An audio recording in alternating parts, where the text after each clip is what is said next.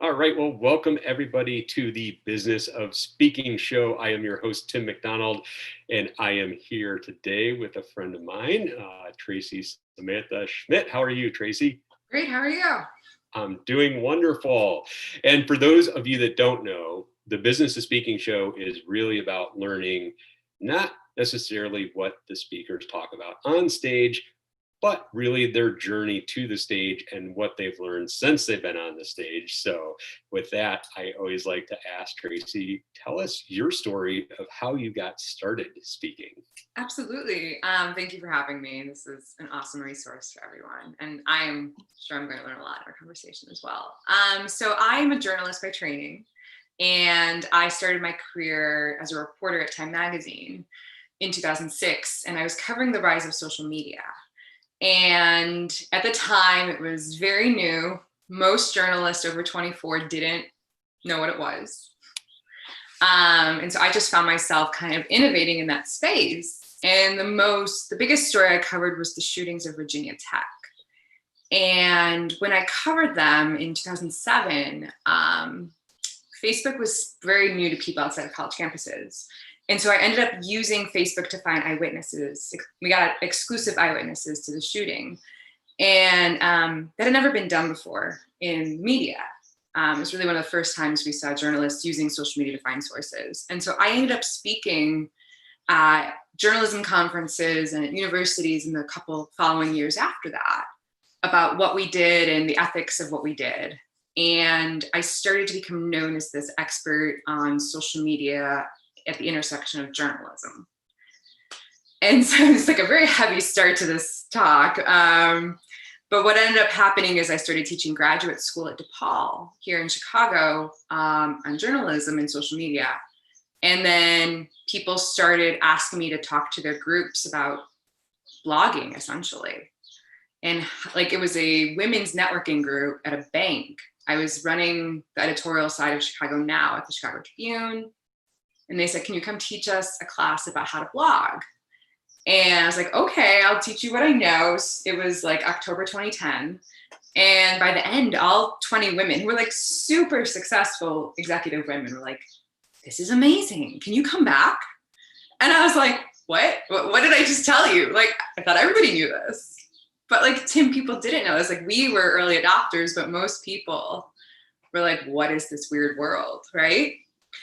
And within 6 months at the Tribune, I switched to the consulting side of the Tribune, and we realized that if we wanted our advertisers to purchase services from the Tribune, they needed to know why they needed those services. They didn't know why they needed SEO or web design or social media marketing. So I was like, well, maybe I'll teach a class on intro to Twitter at the Chicago Tribune at the Tribune Tower, and maybe a couple people will come. So I made my little PowerPoint presentation, like how to sign up for Twitter, and 15 men, businessmen, showed up. And I taught it for an hour and a half, and by the end, they're like, this was amazing. Can you do this again? I was like, okay, we'll do Facebook next week or something like that. And they came back in 2 weeks for another class. And then we started advertising it in the newspaper, like in the printed Sunday edition, like a whole menu of classes that I was just making up, right? And within 6 months, I had taught 2,000 people at the Tribune. Like, totally fell into it. And just kind of took off from there.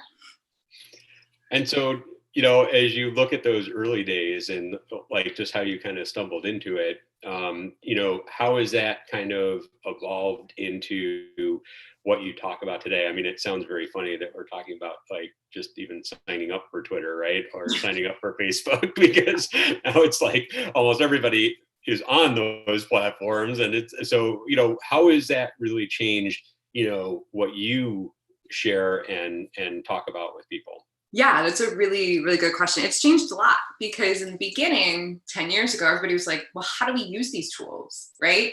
How do we sign up for Facebook and then post and tweet and all that? And now that everybody's on it, everybody's pretty much kind of going collectively a little crazy on these platforms, right? I'm exhausted, I'm stressed out, I'm anxious, I'm depressed by these channels. I need them, but I don't want them. And so I'm pivoting my whole company into the space called digital wellness. So it's really, how do we use social media and other digital tools in a way that we can stay calm, but also make an impact, whatever that impact is. And so right now I'm writing a book about this, but I've been doing just, informal talks about this. So, and it's people like, I need this. I don't know what to do, but I know I need this, like these resources. So again, I'm finding my way back into this, like, this feels like a thing. So I'm going to start informally talking about this thing I'm seeing. And as people hear that I'm talking about it, more people are like, can you talk to me? Can I, sit down with you? Things like that. So it sounds like, when you first started, you were working at the Tribune, right? And you kind of had that opportunity where, they were, even though it was you creating it, it was them kind of backing you. Now you're doing it without any backing. I'm assuming you're doing it on your own. How is that different for you? What are the kind of some of the unique challenges that you're having to face maybe now that you didn't have to back then? It's a good question. Obviously, the resources of the largest newspaper in the Midwest can really help you get a large audience very quickly. So that was a unique opportunity, but I would say to speakers who are looking for audiences is find those places you can partner with.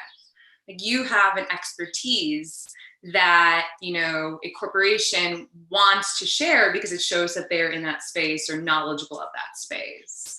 So is there a bank or an insurance company or a law firm or whatever company vertical you're in? Can you say, hey, I'd love to speak to your clients as an expert, as a consultant. I'd love to speak to your members for 60 minutes, 30 minutes. And a lot of companies are very receptive to that, especially right now, if you have technology to do it very well online.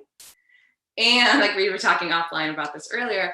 And also if you can really package it into, like, let's say different options. So like 30 minutes, 45 minutes, an hour, or maybe longer with other speakers in it, so that they can be like, yeah, we'd like to offer a 30-minute speech or webinar or whatever they're calling it to our clients or our members.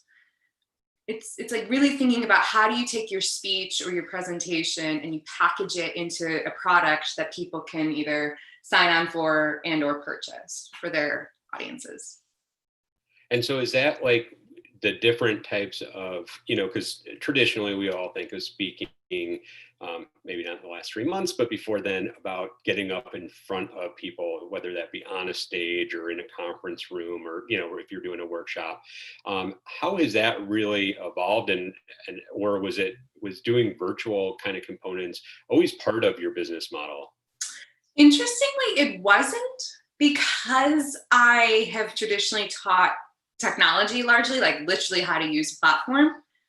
I have always found it more effective to be in the room so I can walk around and like literally lean over somebody and be like, it's that button or it's this thing.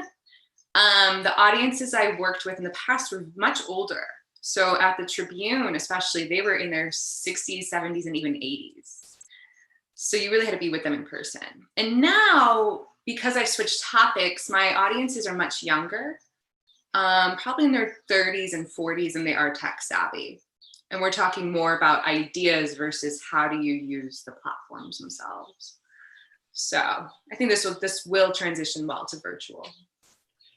And so how are you seeing, like, is there a difference between the amount you would get paid to go in and speak with a group compared to what you can charge somebody to come in and do something virtually? Is it about the same? Is it, Right now, I'm not charging because I think there's been such an influx of people wanting to speak virtually that I think the clients don't have to pay for speaking.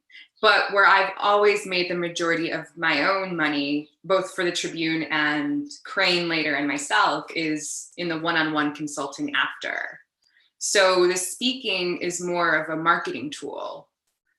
And then people like, this was great. Can you come in and advise my company, or can you come in and advise me as an executive?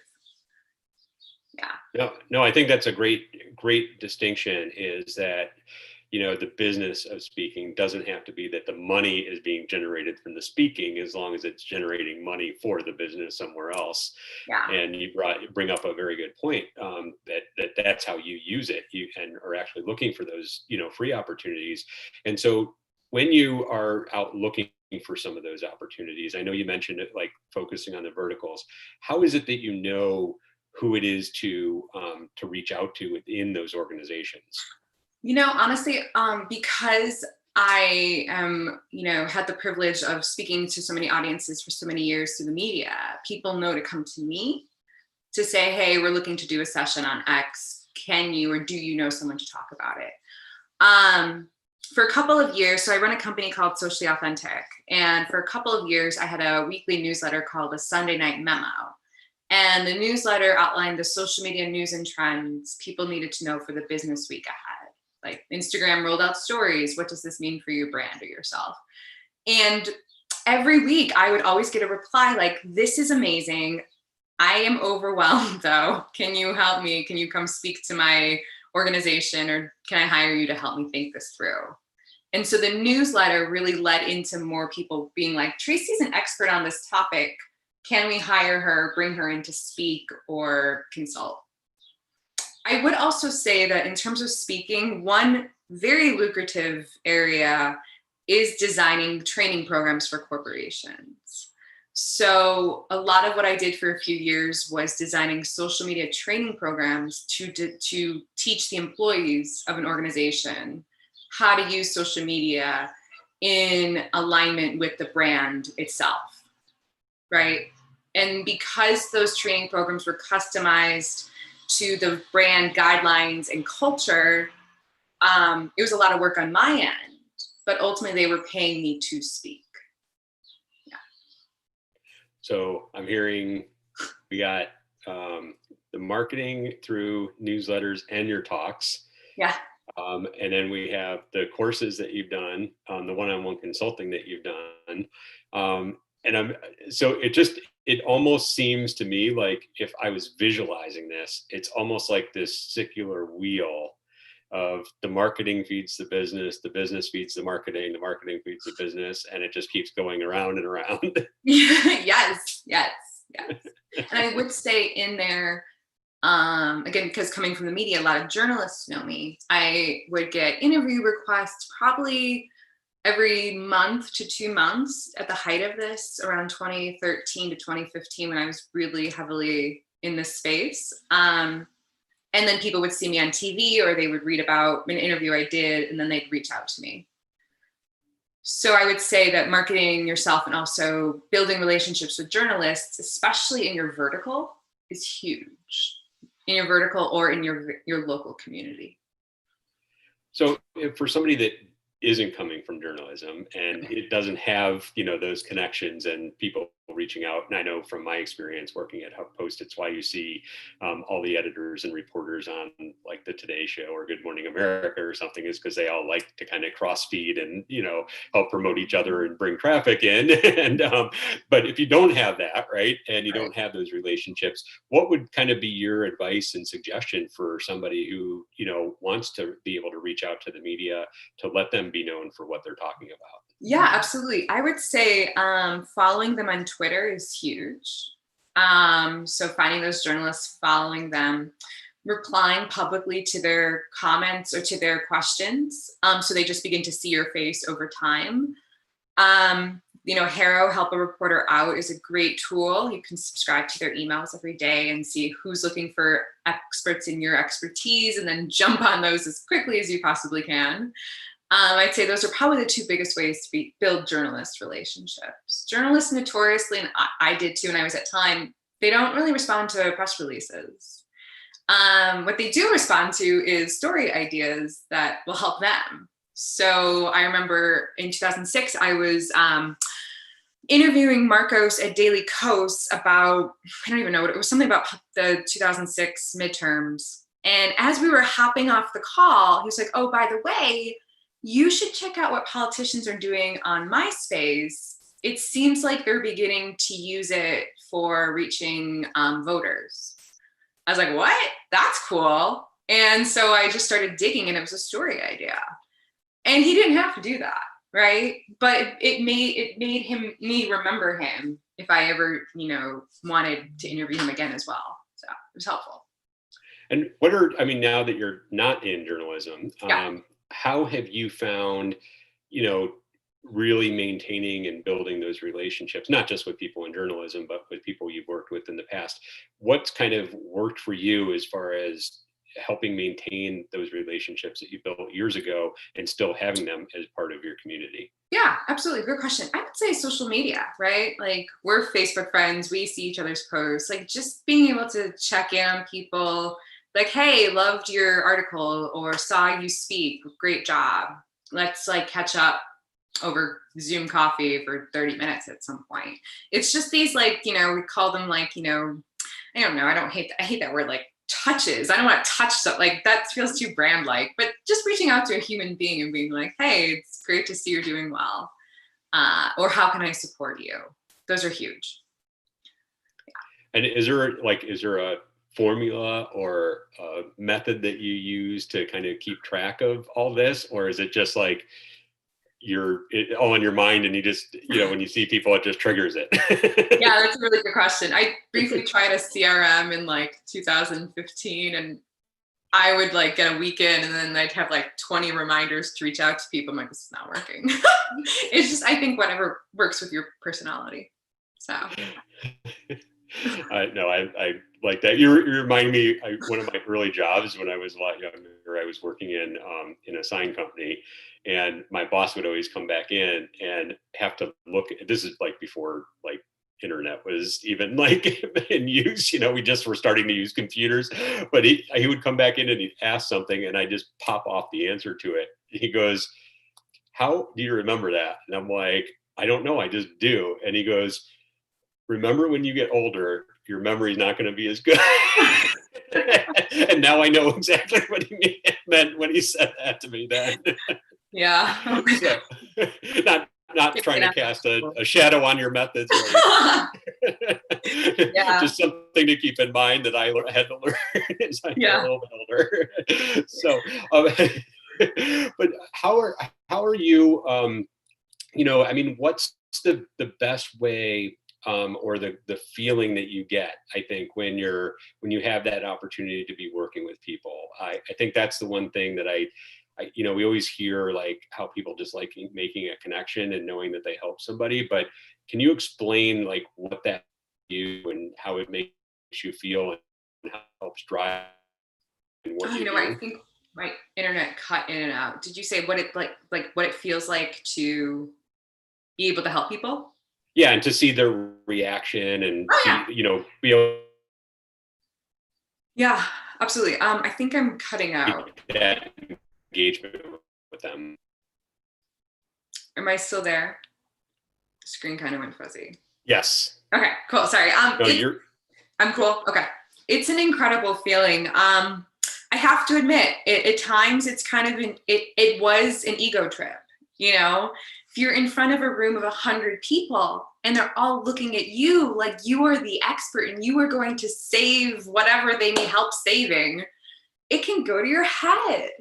And so I really always struggle. Well, I haven't struggled with it, but I've always been very intentional about being like, I am just the messenger of these ideas that I have learned.